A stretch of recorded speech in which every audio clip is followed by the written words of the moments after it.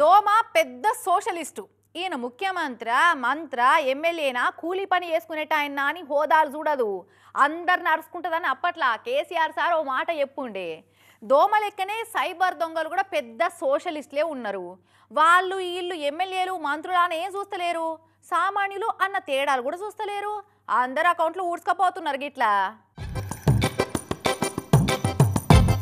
నెల్లూరు జిల్లా కావలి ఎమ్మెల్యే కావ్య కృష్ణారెడ్డి సార్కు కులాసా లేకుండా చేసిరు కదా సైబర్ దొంగలు. ఒక్కటి కాదు రెండు కాదు, ఫోన్కు లింకు పంపి ఏకంగా 25 లక్షలు దోషిరు. నెల కింద ఆగస్టు 22 తారీఖు నాడు ఎమ్మెల్యే సార్ వాట్సాప్కు ఆర్టీఏ బకాయిలు ఇంకా కట్టలే సార్ జల్దీ కట్టురని వాట్సాప్లో ఒక లింకు పంపిరట. ఆయనతో సార్ పుసుక్కున్న నిజమే అనుకుని ఆ లింక్ ఓపెన్ చేసిండు. ఖతం ఇక సిమ్ బ్లాక్ అయిపోయింది. భయపడ్డ సారు హైదరాబాద్లో ఉన్న ఆధార్ విజిలెన్స్ వాళ్ళకి ఫిర్యాదు అయ్యిండు. ఈ లోపల సిమ్ కంపెనీ వాళ్ళకి కూడా కంప్లైంట్ ఇచ్చిండట. కానీ ఫోన్ హ్యాక్ చేసిన దొంగలు ఊకుంటారా? సారు బ్యాంక్ అకౌంట్లోకి వెళ్ళి 25 లక్షల రూపాయలను మొత్తం ముడుచుకపోయారట. ఇక 25 రోజుల తర్వాత సారు సిమ్ కార్డు మళ్ళా రీయాక్టివేట్ చేసుకున్నాడు. అప్పటికి ఇంకా అకౌంట్ల పైసలు ఊడిచిరన్న సంగతి సార్కు తెలియలేదట.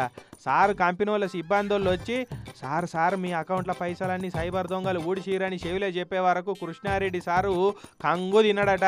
కృష్ణానది వరద నీళ్ళ లెక్క అకౌంట్లో ఉన్న పైసలన్నీ పోతే తెలియకపాయ అని చెప్పి సైబర్ పోలీసు వాళ్ళకి ఫిర్యాదు అయిండు సారు.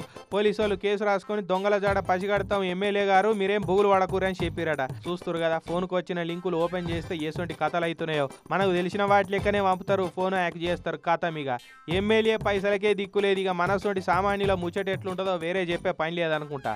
పైలమిగా